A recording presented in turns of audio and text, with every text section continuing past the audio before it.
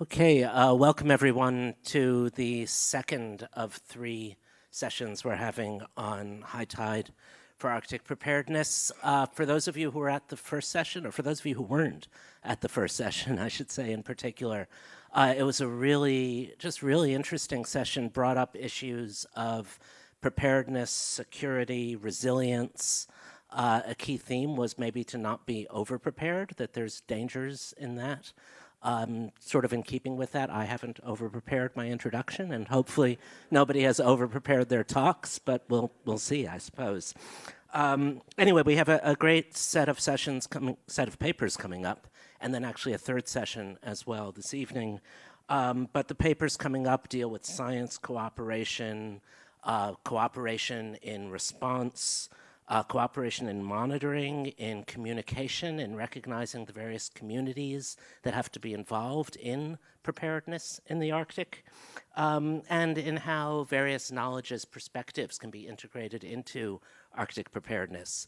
And so I am co-chairing this session with Melody Brown-Burkett from Dartmouth College. I'm Phil Steinberg, by the way, from Durham University. Should have announced that also. And Melody will announce the first speaker. Hi, welcome everyone. Very much my honor to introduce a colleague, Ulla Overteit from the University of Bergen, Norway. He will give us a talk on Arctic science and diplomacy at the crossroads, building resilience through knowledge and cooperation. He's a researcher at the University of Bergen and the project manager of the UArctic funded project, Rethinking Arctic Collaboration, which we have worked on together with other colleagues in this room. So Ole, please come up.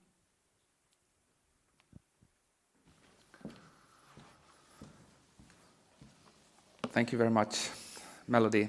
And thank you to the program committee for including our presentation.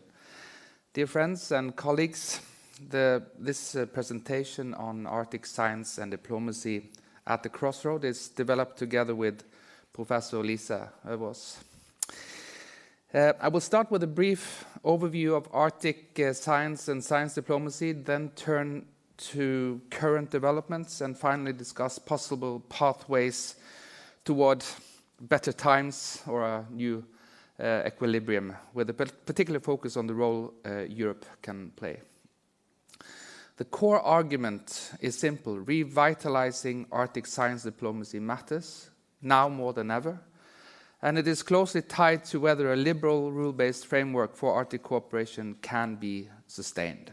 So, why does the Arctic matter so much in the first place?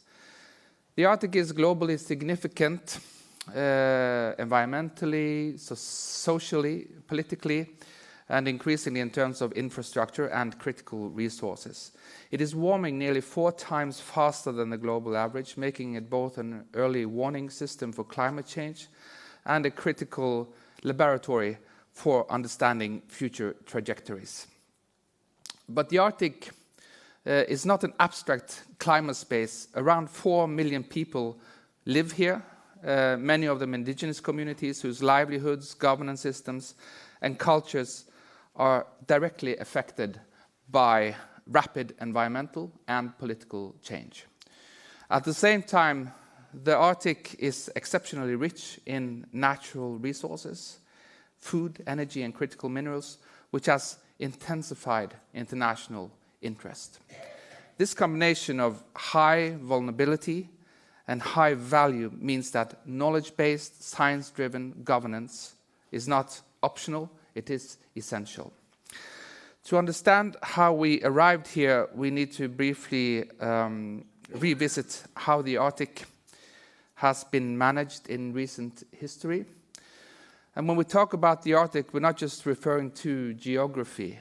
It is a region defined by ecological systems, indigenous presence, political borders, and scientific practice. This layered definition matters because it explains why cooperation, rather than unilateral control, has historically been necessary. And this brings us to the idea of Arctic exceptionalism. Emerge from the recognition that the Arctic is deeply interconnected, a deeply interconnected environmental system.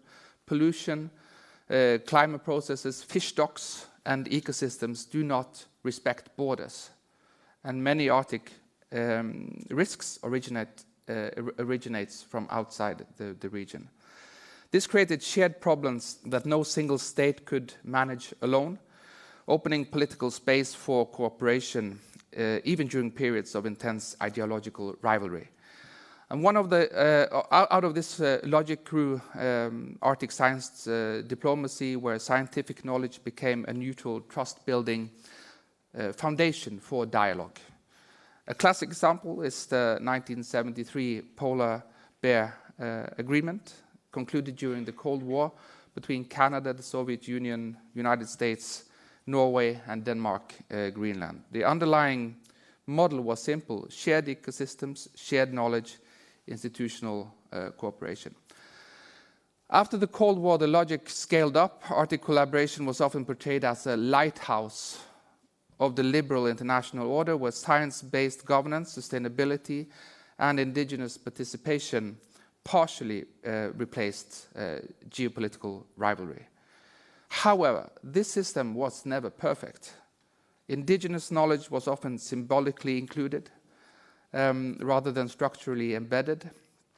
Access to data and funding was unequal, and power asymmetries persisted.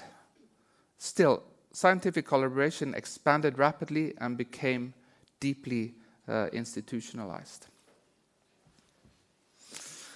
From the late Cold War into the post-Cold War period, Arctic science collaboration became highly institutionalized through organizations such as the International Arctic Science Committee, IASC, International Arctic Social Science Association, EASA, and the Arctic Environmental Protection Strategy, the Rovaniemi process. Earth and environmental sciences has dominated the funding, reflecting the centrality of climate, oceans, and ecosystems. In the last decade or so, however, social issues, health, and co-creation of knowledge have gained increasing attention and traction.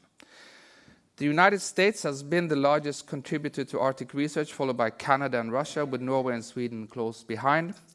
Researchers from non-Arctic countries, including United Kingdom, Germany, Japan, China, also play major roles underlining the globalization of Arctic science. EU funding, while involving fewer projects, is concentrated in large-scale initiatives with high institutional impact. Overall funding has remained almost exclusively state-based, and Arctic science relies heavily on international co-authorship, far above the global average. This is crucial. It means Arctic science is exceptionally vulnerable to political fragmentation. Importantly, this collaboration not only serves regional research needs, it produces knowledge with global consequences, linking the Arctic directly to climate, security, and governance far beyond the region. A key point to remember is what happens in the Arctic does not stay in the Arctic, and we have heard that before, but it is nonetheless still true.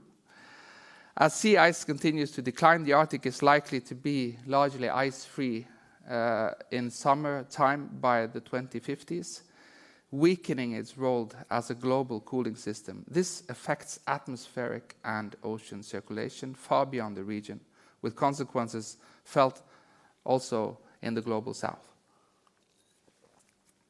Rising sea levels and climate disruptions are expected to displace millions of people worldwide.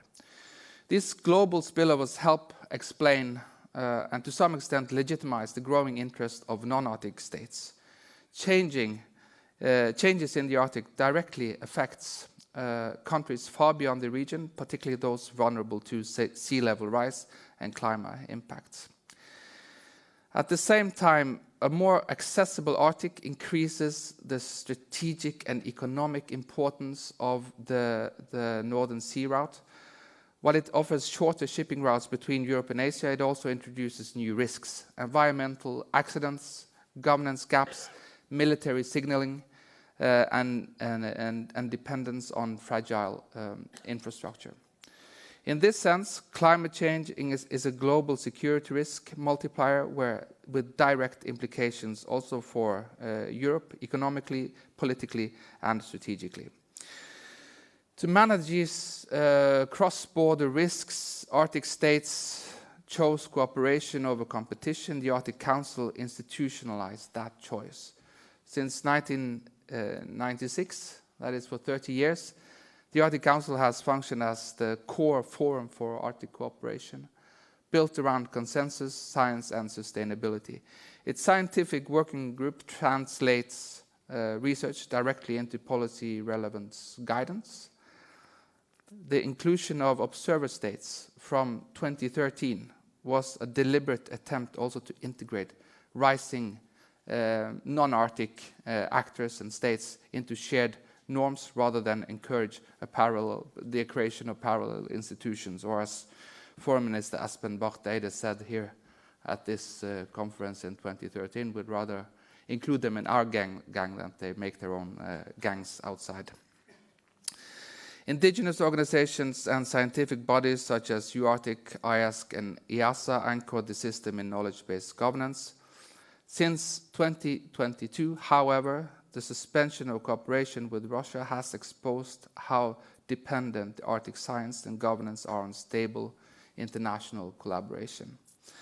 While working groups remain operative with Russian participation, the normative power of the Arctic Council has been reduced. And the consequences of reduced cooperation are not abstract, they are already visible. The Interact network illustrates what has been lost. Today, roughly half of the Arctic land area is no longer accessible to this network. This has major consequences for climate science, particularly for methane measurements and climate modeling. Recent discoveries of previously unknown emission sources at Svalbard suggest similar sources likely exist in Siberia, but without access, they cannot be included in models. The result is not just missing data, but potentially misleading climate models. And also, may I say, it's not just the not collaborating with Russia anymore. It leads both to, of course, that we don't access data, but also Russian competence in the scientific community there, which is also potentially a threat. These scientific disruptions reflect a deeper political shift. As Denmark's Prime Minister Mette Frederiksen stated last week, the world order of the past 80 years is unlikely to return. The liberal order based on rules, institutions, and cooperation is under severe strain. Its erosion reflects three parallel developments: Russia's revisionism, China's rise as a strategic actor, and a weakening commitment to liberal norms, not least on, or maybe primarily by the United States. The US has become the main disruptor of Arctic collaboration through cuts to science funding, withdrawal from international conventions, and claims to Greenland, which also threatens the transatlantic relations and indeed NATO.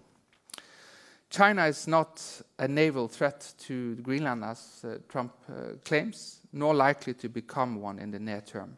However, it is a global power with long-term economic, technological, scientific, and political ambitions in the Arctic.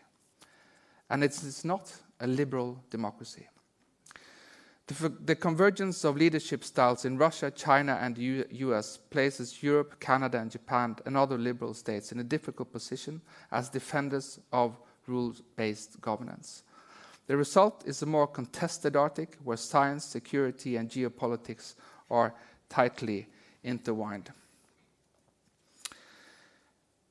Arctic security is increasingly framed through the lens of security. Funding is becoming more conditional, more screened, and more focused on dual-use capabilities.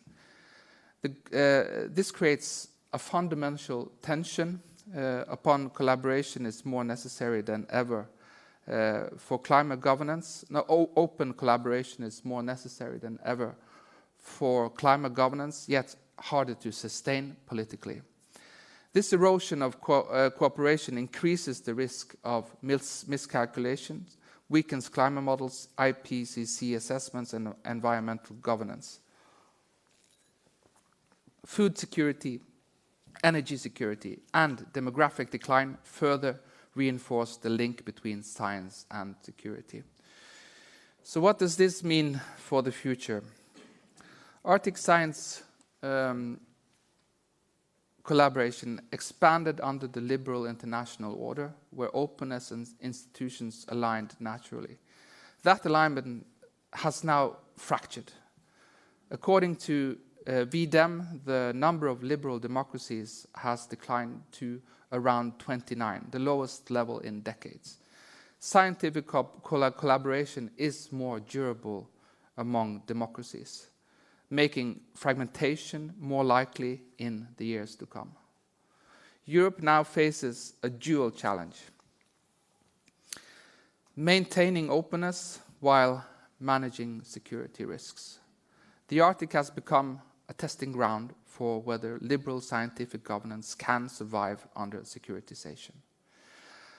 As the US and Russia retreat from multilateralism and accelerate deglobalization, leadership increasingly falls to the Nordic countries, EU, to coordinate regionally and include Canada and other liberal countries. And here, European academies can play a role. My co-author for this project is also the president for the European Academy's Science Advisory Council, which provides science for policy advice at the European level on cross-border challenges, and has worked on many important issues such as deep-sea mining, and that demonstrates how coordinated scientific advice can influence policy even in highly contested areas. Clear collective signals from the scientific community matters. To conclude, Arctic cooperation is under pressure from geopolitical fragmentation. The task now is not to restore the past, but to build a more inclusive and resilient model of cooperation anchored in Europe and Canada, and hopefully at some point also looking at how we can talk to at least Russia, how Europe and the US and how Europe and the United States also can collaborate well in the future. This means strengthening science diplomacy, prioritizing indigenous leadership, securing long-term funding, and keeping the Arctic Council and its values functional. Managing collaboration in the Arctic is not idealism, it is a strategic necessity. Thank you.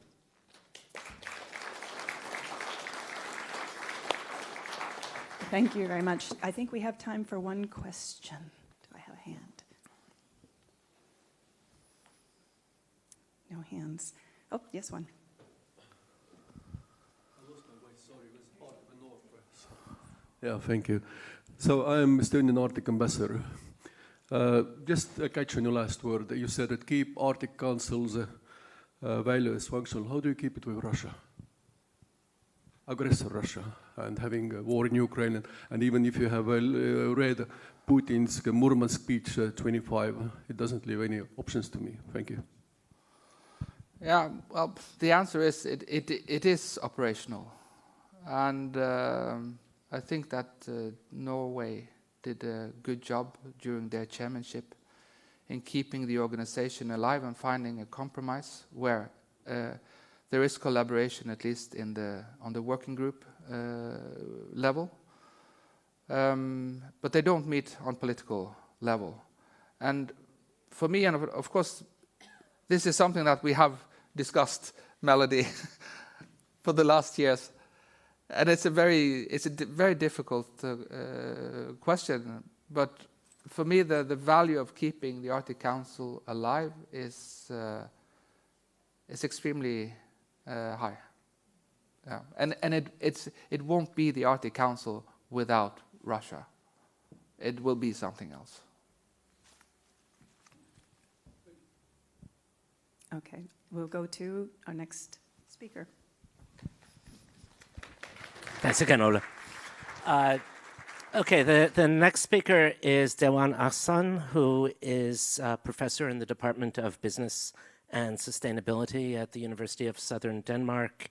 He is a researcher on risk and safety management and will be speaking on cruise tourism in a changing Arctic, strengthening preparedness and search and rescue capabilities.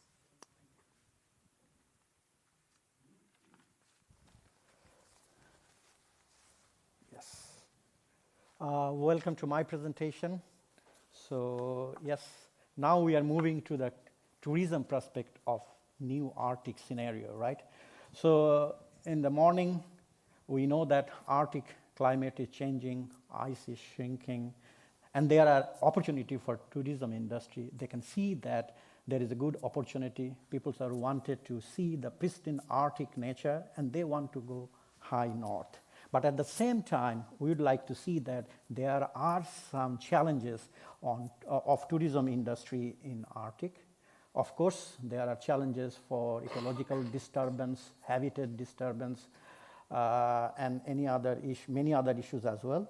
But today, what I'm going to talk about our new project, which we have started middle of last year with the fund of Lloyd Resters Foundation of UK on search and rescue capability in Arctic region if there is any emergency situation is happening, and what are the challenges for mass evacuation. So if you look, it's working or no? How to change this? Yes. So if you look on southward, that is the one of the key gates of Arctic tourism, cruise tourism in Norway and whole Arctic, the number of voyages is increasing every year. There are several types of tourism is going on. One is conventional tourism and one is expedition tourism. The boat can carry from 12 to 20 people till 3,000 plus. If you look the Viking tourism boat just around the corner here, it can carry thousands of people, right? But what happened if something happened? Especially the customers, especially who are going to voyage this, they seldom think about that. Of course, the cruise industry, they have taken a lot of care of that. They need to follow IMO Polar Code regulation, they need to follow SOLAS regulation, but still we notice that there are some gaps, especially in cruise operators, crew member trainings. How do they operate the trainings? How do they cooperate among different stakeholders and different states? There are some gaps, and these gaps need to be mitigated. We know that the Arctic Council, they have an agreement, that Arctic Search and Rescue Agreement between 8 countries. Just a couple of minutes ago, we talked about the Russia. Russia is controlled 40% of Arctic area. How this relationship is going on? There are some cooperation, and nowadays we can see that there are some rivalities as well is going in Arctic region. Under this condition, I think search and rescue is becoming more challenging. So situation is very complex. And then if something has happened, consequences could be very high. If you look at Carnival split in 2014 in Alaska, ship was collided and it was stuck for there several days.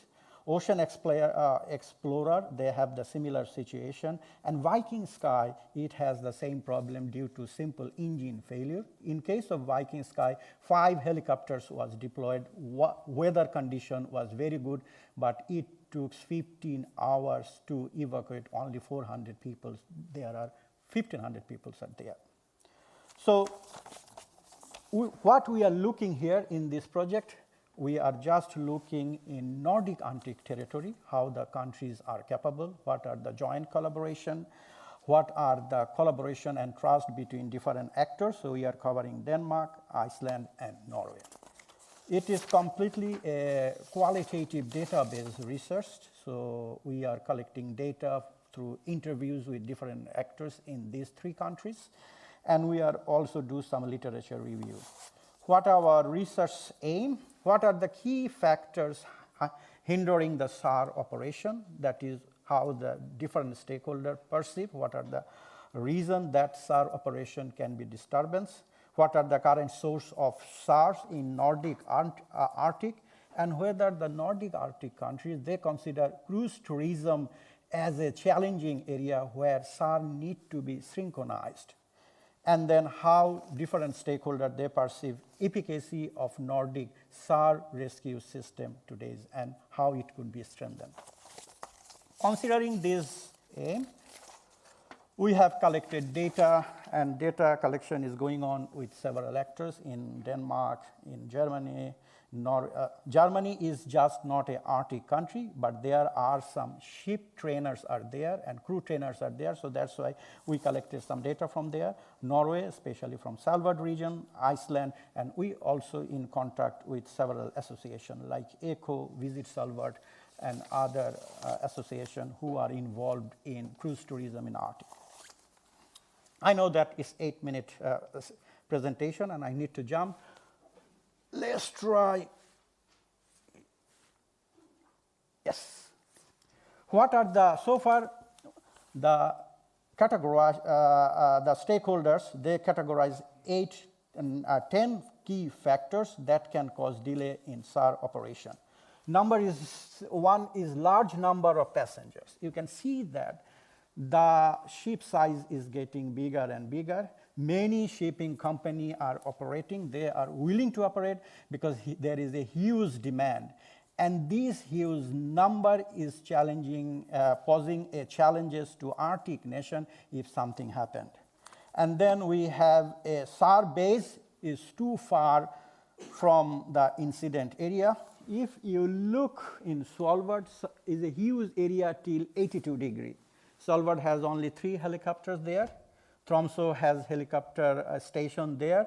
And then they said that even with this 82 degree, it is challenging for us if we need to mass evacuation. But nowadays, the cruise company and cruise ships, they are going till 90 degree north. That means the North Pole. Cyber threat could be one of the huge threat in future or near future due to the rivalry of different countries. So especially, I don't know, threat from the Russia or other countries, that could be a huge threat. That they mentioned that. Heavy snowfall and changing climate could be another reason where the helicopter cannot run due to time. So I have just 1 minute left. So if I present something, right now we are analyzing the Arctic Council Search and Rescue Agreement. This is a binding agreement. It seems that it defines the search and rescue responsibility areas, different 8 countries. And then it also aims to strengthening cooperation and response efficiency, but there are some challenges. First challenges is lack of resources. None of the country has too much resources. We found that Norway is in a good position. They have more resources rather than Iceland and Greenland, but Norway cannot help always if something happens in Icelandic border or Greenlandic border.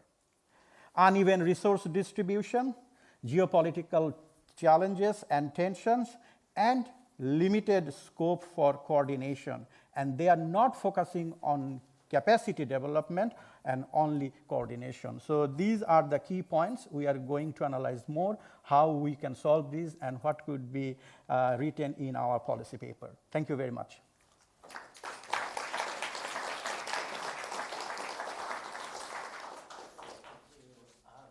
We have time for a question. Yes, back.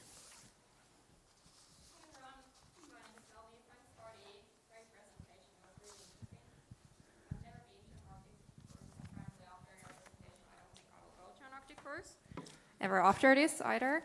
But I'm Finnish and I live in Sweden, so I have experience in other kind of Arctic tourism, mainly hiking. And I've noticed that there are more and more tourists that are not prepared at all for the Arctic conditions. For example, last summer I talked with a friend who works in Kungsleden in northern Sweden, who told that there had just been a tourist who, because of a social media challenge, had attempted to walk 400 kilometers in flip-flops. And I wonder, this is kind of a question related to before we get to the rescue part. Do you think that there should be more communication towards tourists about the challenges in the Arctic? And if yes, who should do that? Is it the countries, the companies? What do you think? This is a very good question, right? So I try to talk with the passengers also. In last summer, I took a voyage from Svalbard to 82 degrees, and I was just communicating some of the passengers, and they are afraid of me. No, we are in a vacation. We are in a nice mood. Don't talk about the risk and safety. So this is the attitude of the passengers, right? Some of them, they want to hear more. And when I talked with the tourism company, that is your responsibility, they are skeptical, right? Of course, they don't want to ruin their business. And they come with the argument that if we communicate too much with our customers, they feel scared. Maybe the risk is low. I said, but what about the consequences? So we are working on that, and this is a very good question, that how we can balance this, how we can prepare our passengers before the voyage so that they are aware of that, and if something happens, they also need to react during the evacuation phase. So they have also, we as a tourist, we have also a lot of responsibility to prepare ourselves. Okay, thank you very much. And on to our next speaker, Melody. Thank you. Our next speaker, Prasad Pereira from the Arctic University. Oh, good, there you are. Arctic University of Tromsø and Sintef Digital. And so now we're going to underwater infrastructure monitoring for security and resilience inshore. So if we were talking about above the water, now we'll get to be a little bit scared about below? No. Okay, hopefully all positive. Okay, thanks. I'm going to talk about this INSURE project, which is this intelligent decision support for underwater infrastructure monitoring towards higher societal security and resilience. So I'm joined by Jan Peter. He's representing Alcatel Submarine Networks in this project, so they are the technology partners for us. And also we have Telenor and Statnett also be a part of this consortium, supported by Norwegian Coast Guard and also Coastal Administration. So I will give you a brief overview of the presentation project. So this will be a little bit boring, but I think Jan will talk about the technology side. I think this is the most interesting part for many of you. So as you know, critical underwater infrastructure, especially when you come to the optical cables, these are one of the most fragile entities in our ecosystem. I think these geopolitical issues has challenged this vulnerability of these systems. If you think about monitoring these cables has done through ad hoc basis, like sending some sort of underwater drones, or surface level monitoring has been done. Of course, these are allocated within a large range of area. So then monitoring this type of approach would not work itself. So this project kind of proposing to turn these underwater cable infrastructure into a network of sensors in the ocean. Then eventually we can do this continuous monitoring of these fiber optic cables within real time, and also kind of predict the risk associated with that vicinity of these cables, and then also can be used that information toward the decision support system for the first responders. So then, of course, the sensors within these cables can be supported, but also some data sources from the surface can also be a part of this process. So this project has several objectives. Of course, we identify this requirement and also the risk assessment. And then the next part is deploying these technologies and collection of data. This is supported by ASN during this project. And then main core of this system would be signal processing and machine learning. When you collect the data, you have to develop techniques to identify different types of threat or risk signature.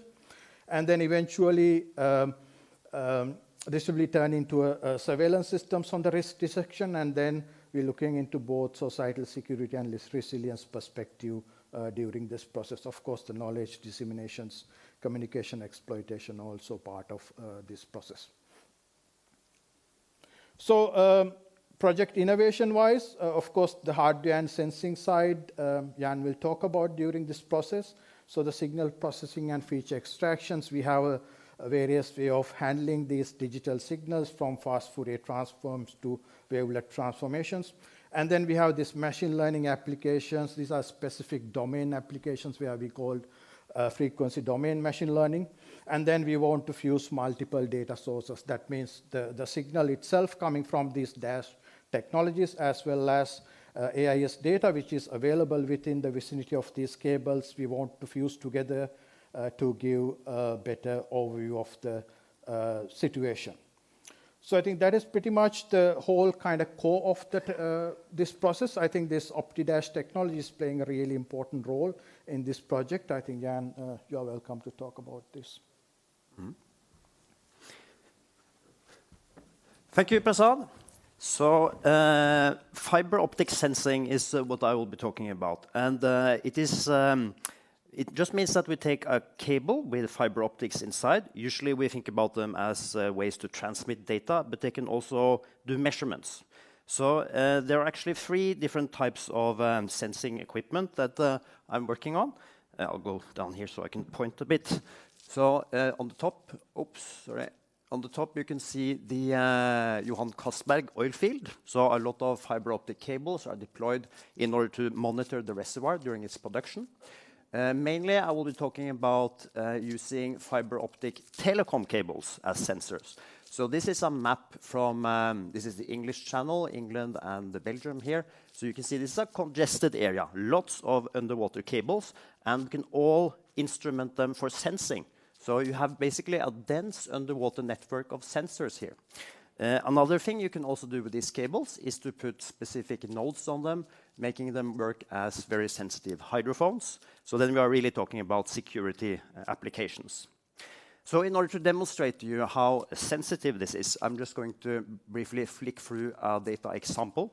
So this is a cable in southwest Norway. It was discovered when we were operating a small ROV drone. So here you can see the telecom cable. This one is going over to the UK.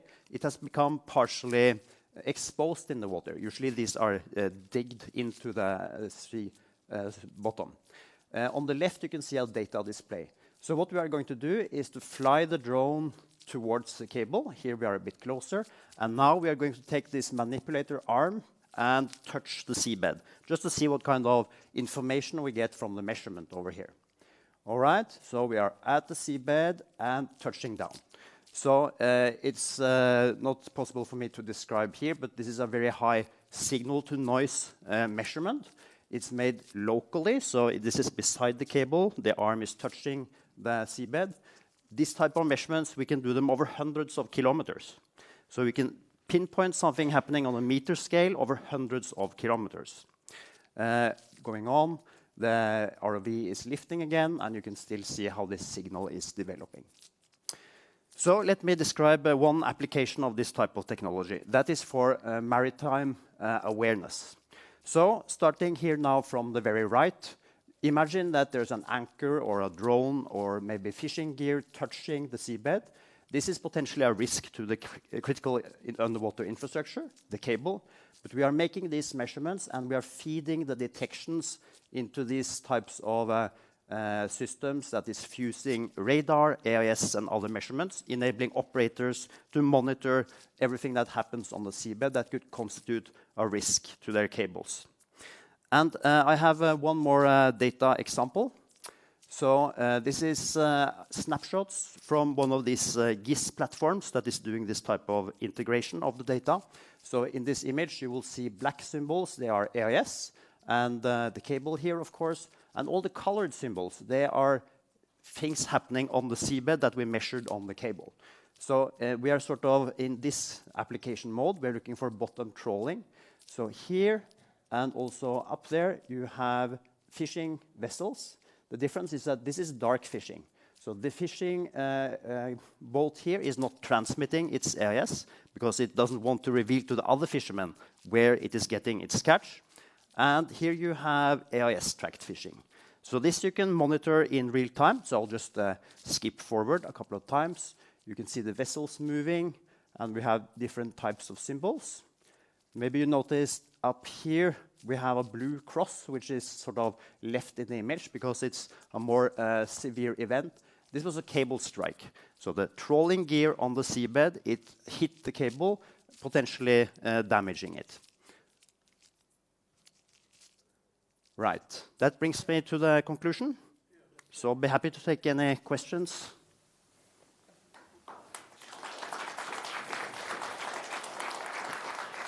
Thank you. Do we have any questions from the audience? I'll bring the microphone to you, if so. Oh, here's one. Has it been commercialized? Is this already here? Sorry, that was just a quick, has it been commercialized? Yeah, so the question is if it's been commercialized. The answer is yes. So what I was showing, these examples from these maritime awareness platforms, those are all commercial solutions, mainly used by people operating cables, telecom cables, but also applicable to pipelines and also power cables. They usually also have fiber optics inside them. Thank you very much. Next speaker, thanks.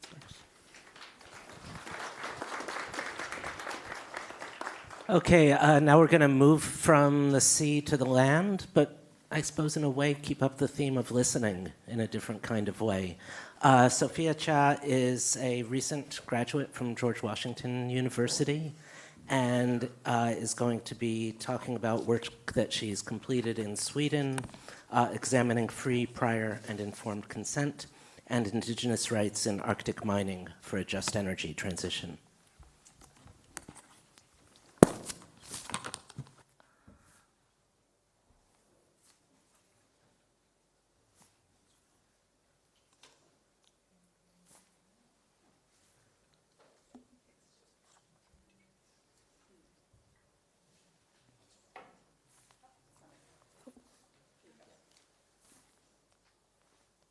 Oh, can you go back to the first slide?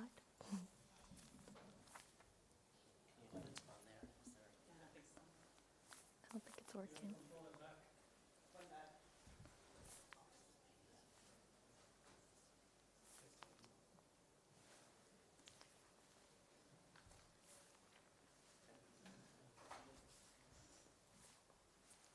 Well, we could start from here.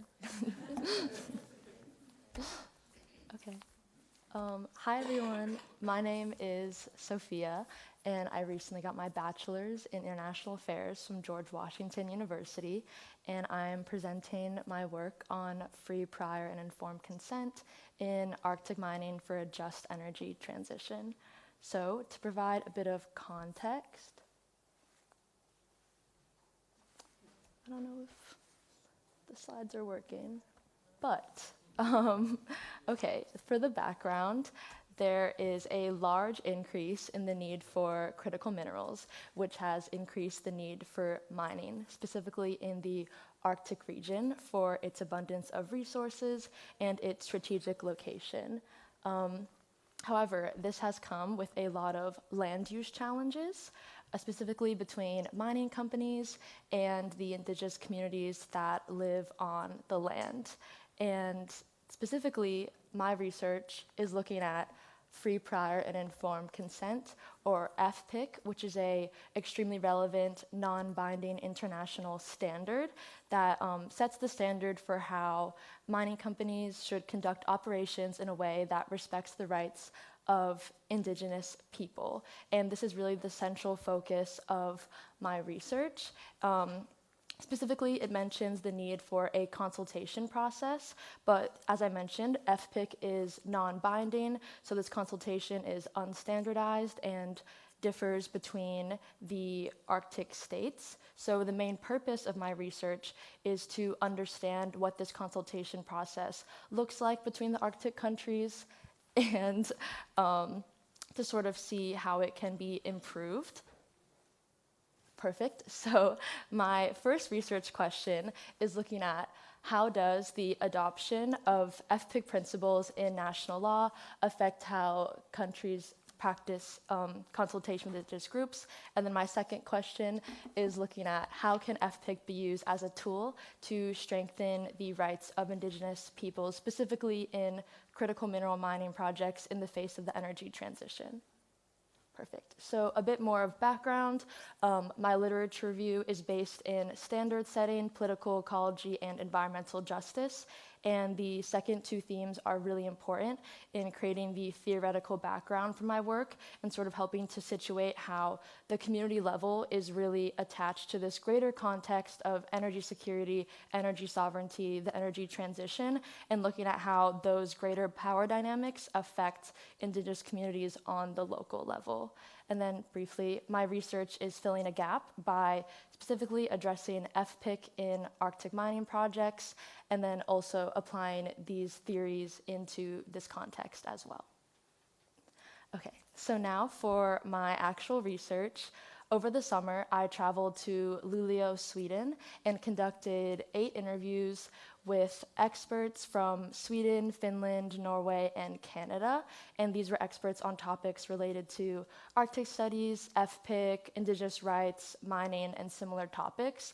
And as I said earlier, the main goal of these interviews was to understand what the consultation looked like across these different Arctic states.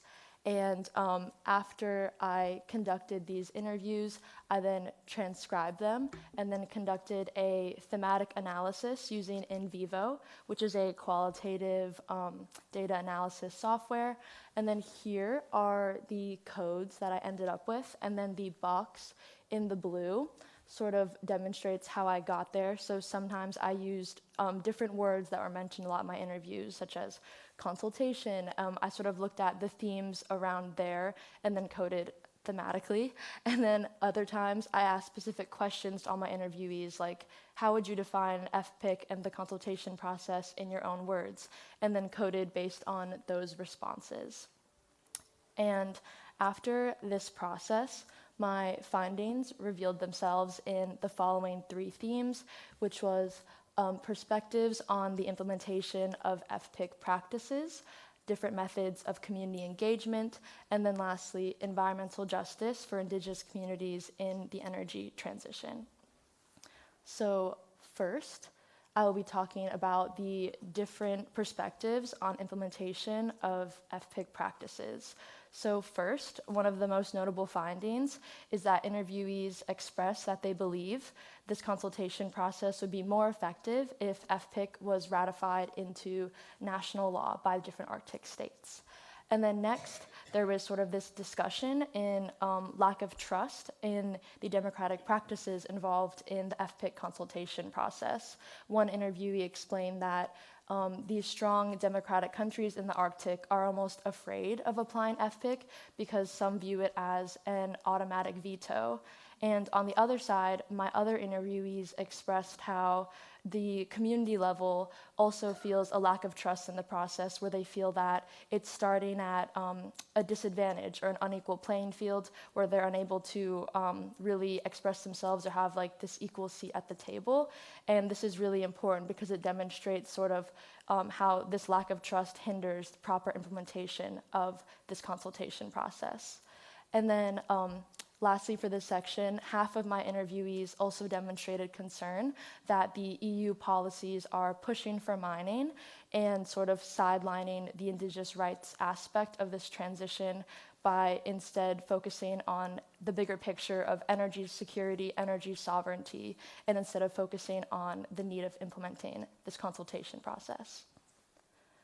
So my second theme was looking at different methods of community engagement, and one of the major takeaways here is that interviewees express community engagement as the spirit of FPIC, and this is really important because it was defined as the need for formation of ongoing dialogue and the need to continuously work to build trust between the parties to ensure that there's this proper consultation process and proper spirit of FPIC is built. And then lastly, looking at the environmental justice aspect of the energy transition, one important theme that came up in my interviews was the idea of positive versus negative rights. Negative rights can be explained as freedom from the negative impacts of a mine, for example. And this interviewee explained how it should instead be reframed as positive rights, which looks at having Indigenous people have the freedom to use the land in their own way and the freedom to practice their livelihoods. And this sort of reframing allows us to center the transition around environmental justice and around these communities.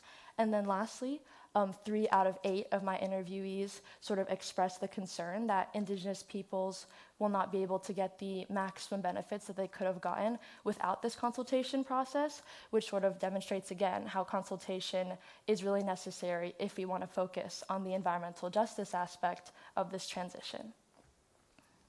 And to conclude, one of the main key takeaways from my research is that there's a really key need to focus on building up the spirit of FPIC and working on building this ongoing dialogue and trust between mining companies and Indigenous communities, and that working on this consultation process can ensure that there is a future that allows for the continuation of mining while also allowing for the prioritization of Indigenous rights in this energy transition. Thank you. Thank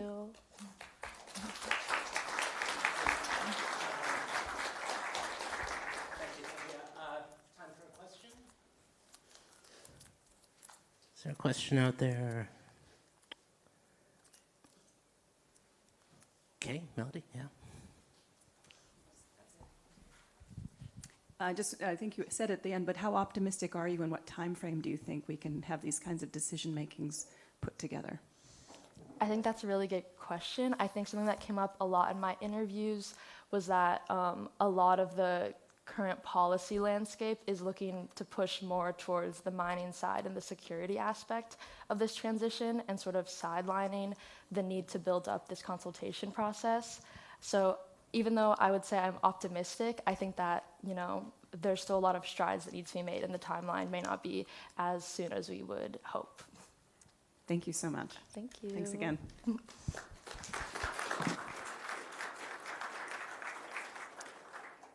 Our next speaker is Volker Rachold, and you might be joined by Ole as well, Ole Overteit. So Volker is from the German Arctic Office, Alfred Wegener Institute, Helmholtz Center for Polar and Marine Research in Germany. The title they will both be presenting is Rethinking Arctic Science Collaboration, Reflections on the Future of Arctic Science Diplomacy. Welcome both.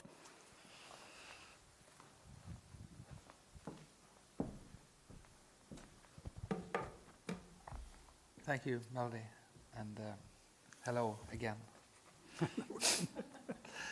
The foundation for this presentation is the international collaboration project Rethinking Arctic Collaboration, as Melody said. Just like to say a few words about it before Volker takes over. The project was funded by the University of the Arctic. So shout out to University of the Arctic. It's a very important institution. Do a very important job in bringing people together across borderlines and continents. Our project was initiated to understand how the Russian attack on and the war in Ukraine and associated sanctions have affected Arctic scientific cooperation and science diplomacy, and to explore what the architecture of future Arctic science collaboration might look like under conditions of geopolitical tension. The project consortium has brought together experts from multiple countries and institutions, including AVI, Nord University, Dartmouth College, the MacDonald-Laurier Institute in Canada, the International Center of Reindeer Husbandry, and Academia Europaea Bergen Hub, among others. Our work is drawn on empirical research and structured and not so structured dialogue with the researchers, policymakers, and indigenous partners internationally to assess both the current disruption in Arctic science collaboration and the principle that should guide future cooperation. And on that note, I'll pass the word to you, Volker. Thank you, Ole. So, give me this one. So not only the title of the project is Rethinking Arctic Cooperation, also when we designed this presentation, we have been rethinking the content.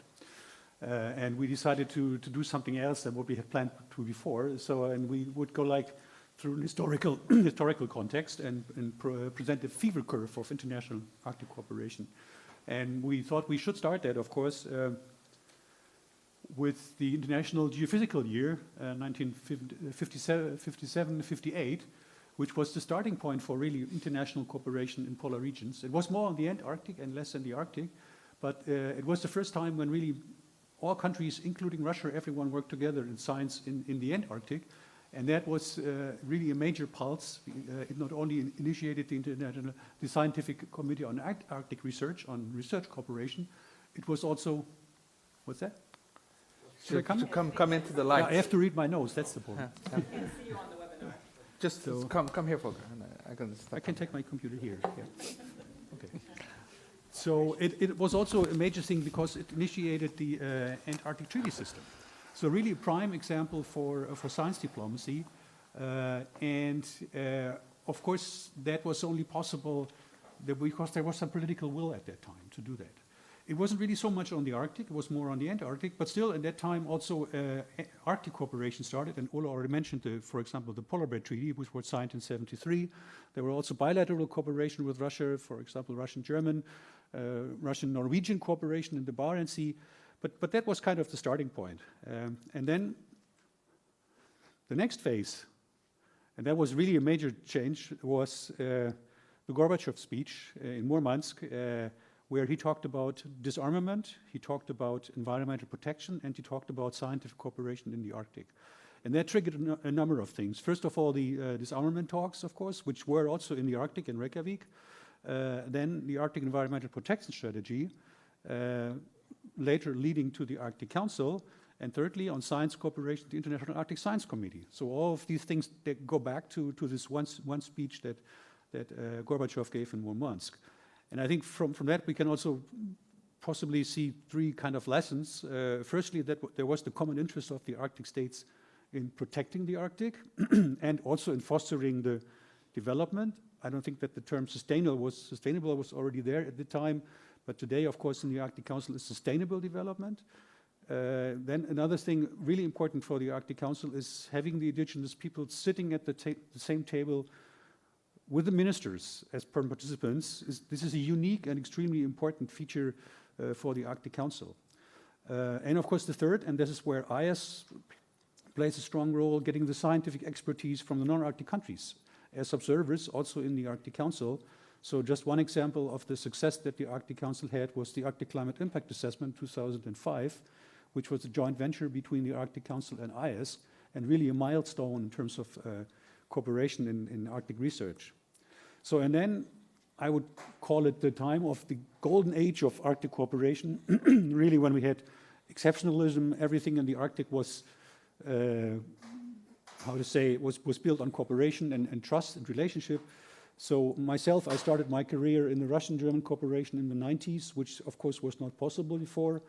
We had the fourth International Polar Year, 2007-2008, which was the largest research program in the polar regions ever, with something like 50,000 participants from more than 60 countries. I think I should also mention the Arctic Council Agreement on Science Cooperation, which was also developed during that time, though it wasn't really implemented so far. And then, of course, one highlight was the cooperation on the ministerial level, so the Arctic Science Ministerial Meetings.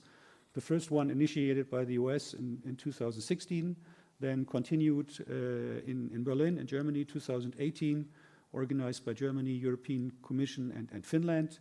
And then the third one in Iceland, in Japan, organized by Iceland and Japan in 2021. Out of this, of course, also comes lots of initiatives on funding science. The European Union was already mentioned, investing really lots of money into Arctic research. One thing that also goes back to the Arctic Science Ministerial process is the Arctic Science Funders Forum. So a group of the funding agencies really talking how to better use funding, how to better coordinate funding, and how to initiate joint funding programs, which goes back to the Arctic Science Ministerial meeting in Berlin in 2018. And then, of course, the last thing I would like to mention as a highlight is the Mosaic expedition, where the German icebreaker Polarstern was drifting through the Central Arctic Ocean for 1 full year, supported, of course, by numerous countries. And in particular, the Russian contribution was so important because even during the COVID pandemic, this expedition could continue and could work. So things would, today we cannot really imagine how this would be possible. So, and then the next are, I would say, 2 crises that we had. First of all, and we heard about it from Ola already, is the Russian invasion of the Ukraine, and that made the Arctic Council pause its work. It also resulted in, of course, stop of cooperation with Russia on international and national level. And we still see this today as a big issue, of course. But then, there is another one, which happened over the last month, and that is the second presidency of Donald Trump. First of all, denial of climate change, significant reduction of funding for Arctic research, and then the attempt or the initiative to own Greenland, which of course is also affecting science cooperation a lot. So, and now, of course, we have to see what we can do to overcome this so that this curve, this fever curve, which is here with a question mark, will go up again. And at the end of the timeline, we have the international polar year 2032, 2033, where, of course, we hope that this is a mechanism to build this cooperation up again, and also use this as a tool to get Russia and the US involved again in international Arctic research cooperation. Thank you.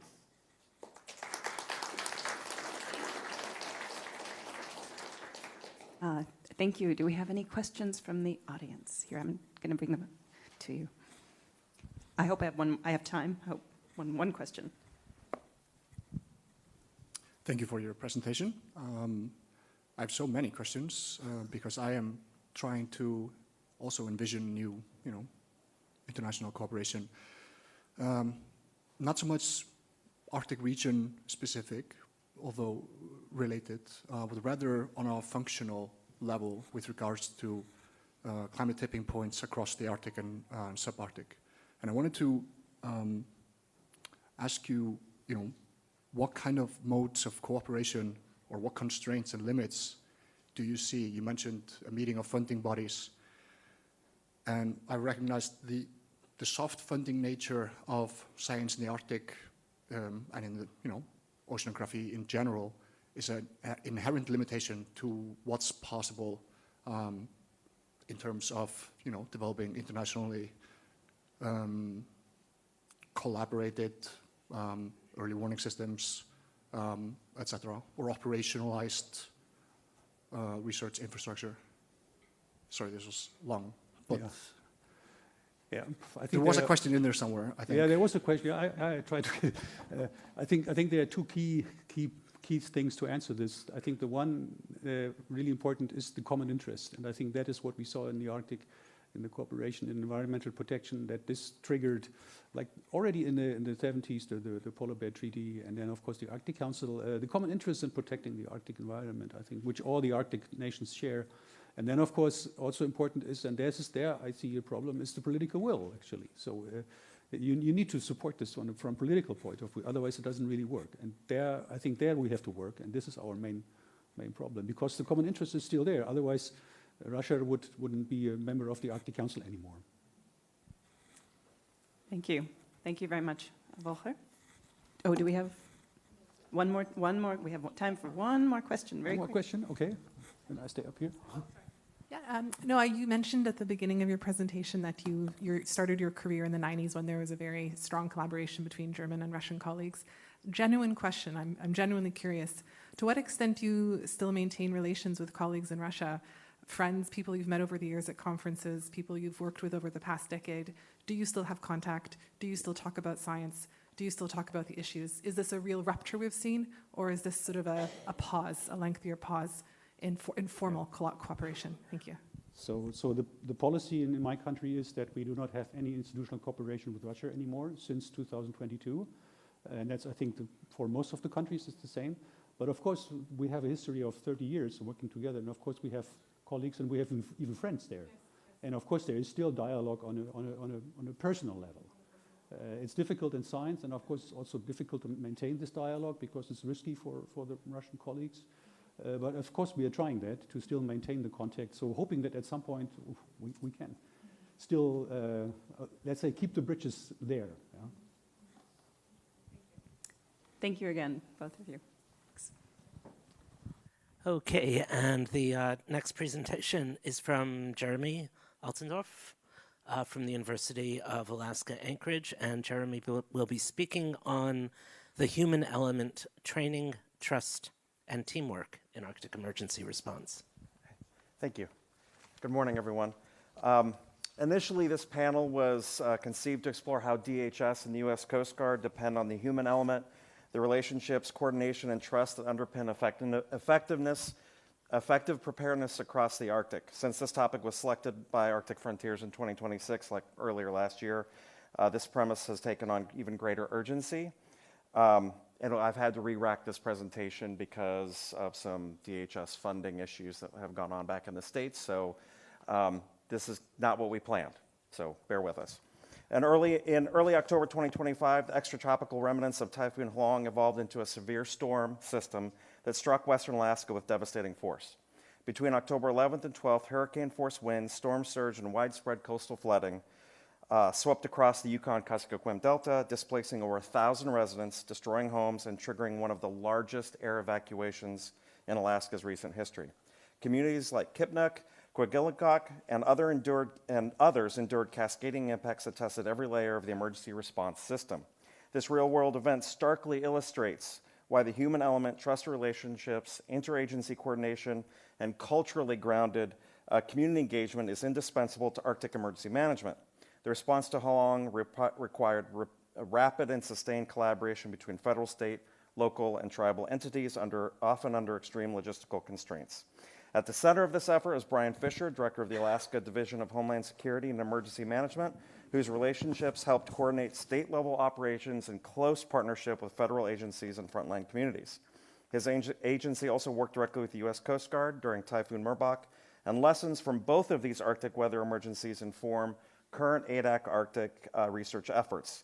In fact, many of the DHS-funded projects underway today focus on situational awareness, local resilience, and community-based response that are grounded in lived experience and operational insights from responses like these. I work at the University of Alaska Anchorage, which is a DHS-funded center of excellence called ADAC Arctic, and our sole purpose is to take funding from DHS and create and answer research questions to make DHS operations more viable in the Arctic. So it's now my pleasure to welcome Brian Fisher, who will share his reflections on the operational challenges posed by Typhoon Halong, the multi-jurisdictional coordination it required, and how teamwork and trust made a critical difference during one of the most complex weather emergencies in recent Alaska memory. Brian, I think you're up, if you can hear me. Thank you. Can you hear me? Yes. Good morning, everybody. Like Jeremy said, Brian Fisher. I am the Director of Emergency Management Disaster Preparedness for the state of Alaska, calling in from Anchorage this morning. Sorry I couldn't be there in person. Just a little bit of context here about my organization. You know, the U.S. government, the state government, and our indigenous people's governments, very complex organizations and relationships we have here. So this is my agency. I work for the state's military department. Many of you know that the Army and Air National Guard in the United States. I am a civilian agency under that state organization there. You can see in the bottom right-hand corner as you're looking at the screen. We spend all of our time responding, preparing, mitigating, and recovering from disasters. I can say in my governor's tenure, he's about to wrap up this year, about 84 months so far into his administration, and we have had 86 declared disaster emergencies in the state, either from the governor or from the president. So Alaska is very busy when it comes to responding to weather and geohazard disasters and technical man-made disasters. just a couple of slides here as I talk through some of the programs that we have, some of the issues that we face, that all the Arctic nations face. You know, we have substantial issues with our major river systems, with ice jam-induced flooding, both flash flooding as well as the ballistic impact of ice in our insular communities. We continue to see more and more severe flooding from atmospheric rivers, including what's an emerging threat for us of landslides throughout the southeast portion of our state. Unfortunately, many of those have had fatalities. And obviously, snowfall and in the summer, wildfires. And then, of course, we have lots of geological hazards, including volcanic eruptions and earthquakes pretty regularly. Wanted to talk about what Jeremy said, Typhoon Halong. This occurred in October of 2025. This I would characterize, and I have been doing this for 31 years, the largest, most complex disaster that I have responded to in my 31-year career in disaster response and emergency management. These pictures are from predominantly Alaska Native indigenous communities. The majority of folks that live here year-round are all Alaska Native indigenous folks. The relationship between our tribal government, the state government, and the federal government in the United States is very complex. And when we're not responding to incidents, entities such as the U.S. Coast Guard and my agency, the Federal Emergency Management Agency, work directly with the tribal governments and regional nonprofit organizations to conduct disaster preparedness and response. But we are one of many. There are research entities, other federal and state agencies that spend the entire year going to these communities. And many of these communities have a single individual, maybe if they're lucky, 2 or 3 individuals that are interfacing with government at all levels in terms of preparedness and response and training and exercises. So it's very complicated for them to understand, you know, every day they have multitude of folks flying into these communities. Just to paint a picture, this community here is about 750, 800 kilometers away from Anchorage. No roads, completely insular, rural in nature, and they live a subsistence lifestyle. An extratropical cyclone, the remnant of Typhoon Halong, hit the community, and you could see some of the immediate impacts after the disaster here. There was an incredible search and rescue effort that occurred during this response, including, as you can see here, the United States Coast Guard and the Alaska Air and Army National Guard, resulting in 51 individuals saved. And you can see on the right side there, many of the homes were swept away into the Bering Sea, which required hoist rescues to effect that.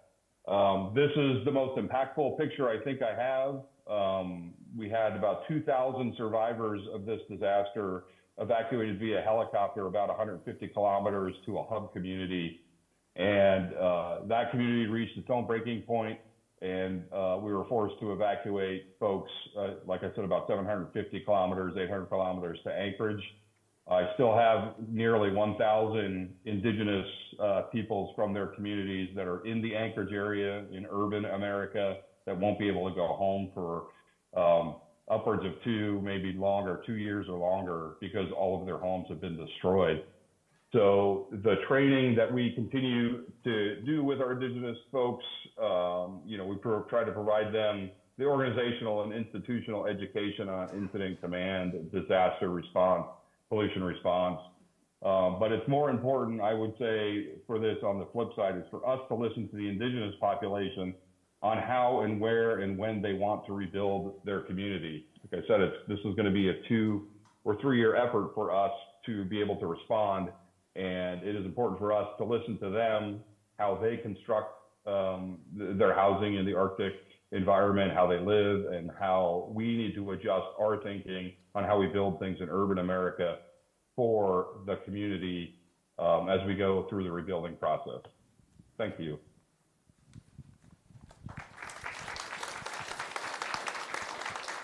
Okay, thank you, Jeremy and Brian. Questions on the Alaska response?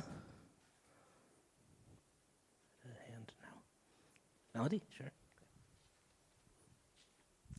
A question on this is how many, you said it's 2 to 3 years, what is right now the risk for other communities, folks looking ahead? How many communities are at risk on the Alaska coast still?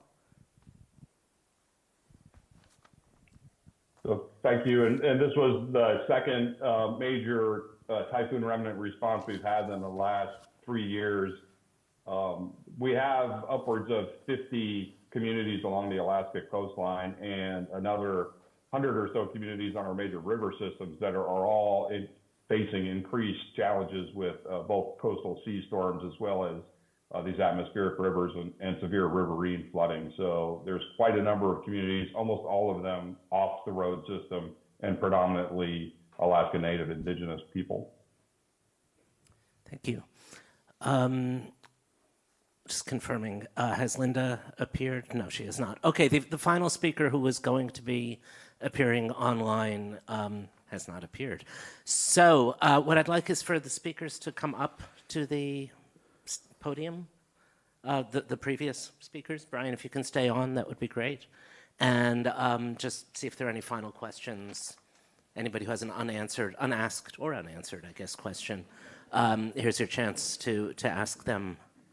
Any questions for anyone? Yeah, I just wanted to add something too about I've got my mic, so. That's right. On Wednesday afternoon, I'll be speaking too on I was retired Coast Guard and I worked with Brian's agency on Typhoon Merbok, and a lot of those lessons learned are turning into research questions for us to answer. So I'll be giving a little quick talk on the things we're doing at ADOC Arctic to help with decision-making tools and real-time data collection with drones, et cetera, in the field. So if anybody's interested.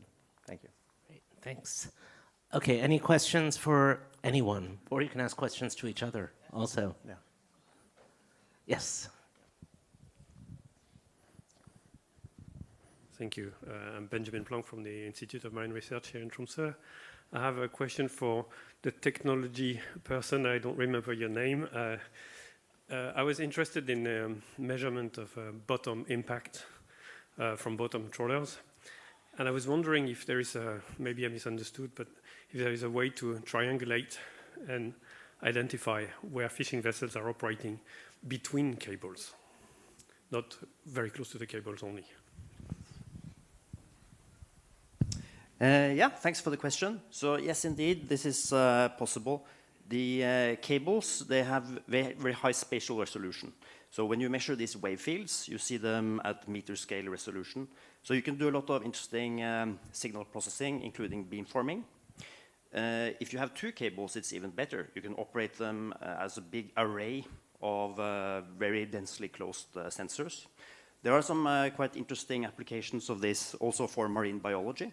So researchers at the university in Trondheim, they are using it to monitor whale migrations and also as a technology that in the future might help to stop whale strikes. So sometimes surface vessels, they can hit the whales because they do not hear them necessarily because of multipath processes. But you can do the same with surface vessels. You can also do this with bottom trawl equipment. That was what I showed. So this is not sound waves. This is vibrations in the seabed, but it's a wave field like others, and you can do beamforming on them. Okay, any other questions for anybody?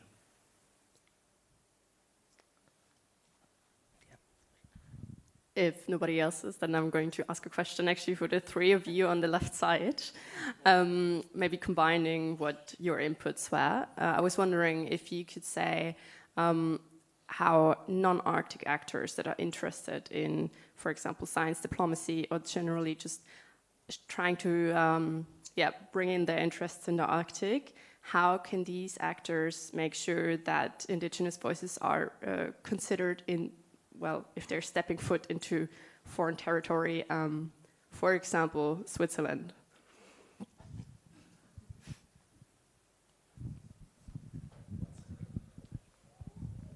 Thank you. That's a key question. I think that this, the countries and regions that are have been protecting and the value system that also include the indigenous voices and communities should just work tighter together and set sort of the standard for whoever comes into the Arctic, like a stamp that this is good Arctic science, whether it's from Switzerland, China, or India, or wherever. And doing that work, and that it's really, it is being done by the Arctic Council to a certain extent, at least like setting a normative standard, but not perhaps not really a scientific standard, but having like organization that could do that. I think that would be a natural next step in developing Arctic science collaboration and science diplomacy. This is a very good question, very good point. Maybe I can just add from a non-Arctic country, from Germany. So in Germany, and I think this is the case in many non-Arctic countries, we have an Arctic policy, and that clearly states that the rights of the indigenous peoples are extremely important, and Germany supports that. And of course, that also refers to science. So that also in science, that Germany, or the German policy, is that we have to work with the indigenous peoples in the Arctic. And when we communicate that, of course, to scientists, I think there are a couple of arguments why this is important. First of all, as I said, it's a political thing in Germany. Secondly, it's also a practical thing, because in many Arctic countries you cannot even work without working with the indigenous communities, like in Canada or in Greenland. It's an ethical question, of course. We are guests there, we are working there as guests, and of course, when somebody comes to my garden and wants to dig a hole, I would like to know why he's doing that. And then the other thing, of course, it's also a scientific argument, because the knowledge that we can get, the indigenous knowledge and the experience, is so important also for our science. So there are so many arguments why this is important for non-Arctic countries to do that work.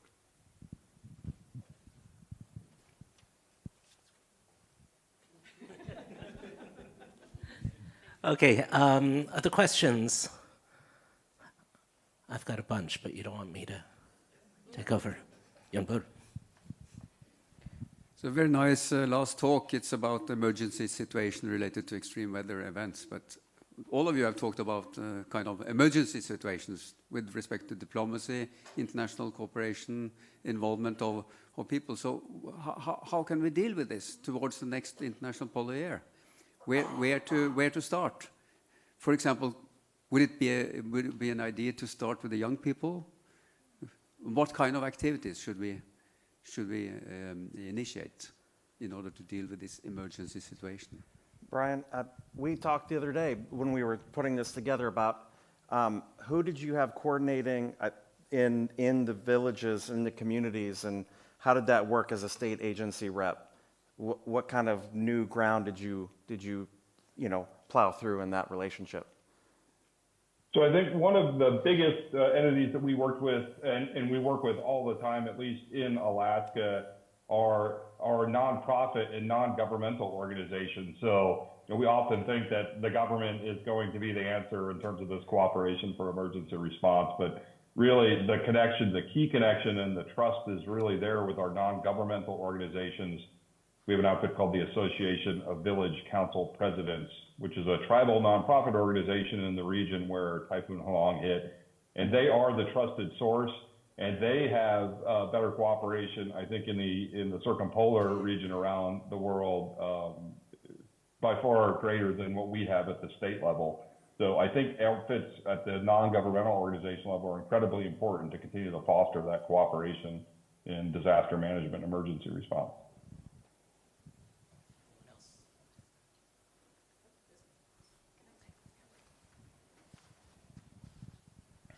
I just want to follow up on this comment about engaging young people. I work at the Science Center of Northern Norway, and just a little tip, there's 18 science centers in Norway, and they're all eager to work with people on their exploitation and communication for your projects.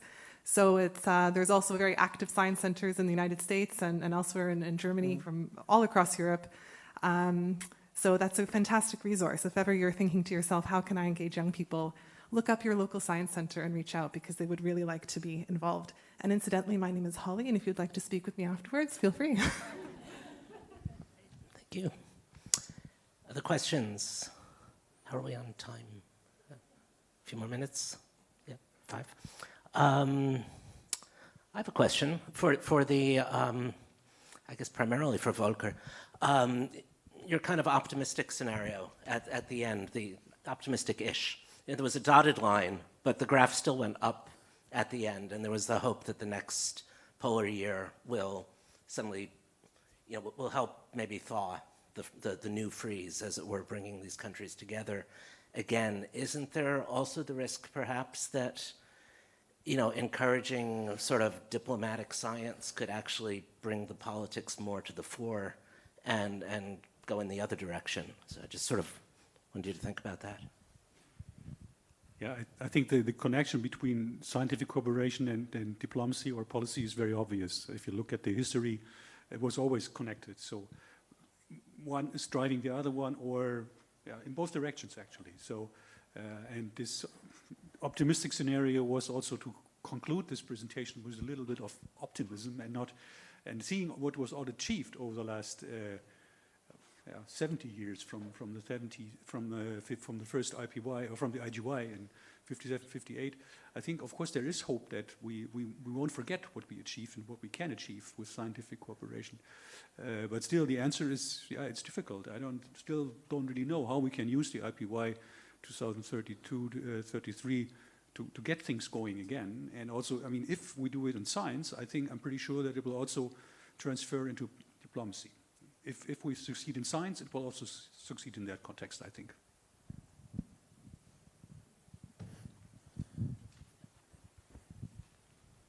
Anything else?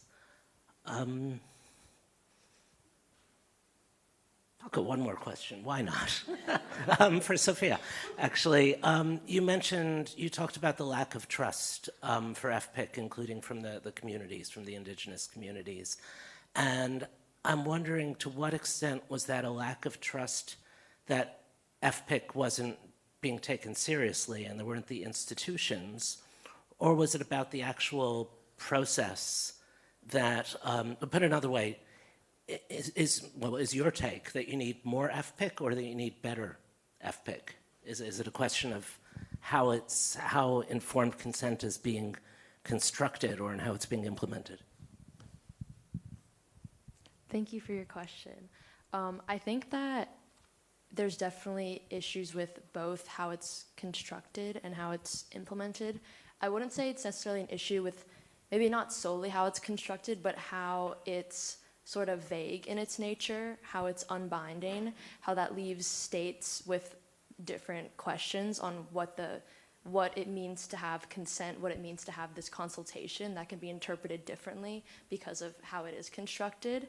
And then that leads issues with how it's implemented then, because states are able to interpret it in their own way. And I think that is what leads to the lack of trust on the community level, because these indigenous communities, they don't believe that they're able to have this consultation at an equal playing field, and they feel like consultation is sort of more like a one-time discussion or like a box-ticking exercise where companies just say they consulted to say that they did, and not because they're actually looking to make certain changes that the indigenous communities are asking for. And I think that that's why the trust building is so important. I mentioned how people view like the consultation as like possibly like an automatic veto, but the reality that I sort of came to understand is that when there is more trust between both parties, it's not going to come out as an automatic veto. There actually will be a way to properly negotiate and have benefits seen on both sides, which can create more of a win-win scenario in the need for mining. Terrific. Okay, thanks very much, everyone. Thank you to all the speakers who are now very conveniently up here, so they can be thanked en masse. And to all of you for coming. A reminder, we're having part 3 of the session at 15:30. Is that right? Yes. So I hope to see many of you back here then. Thank you.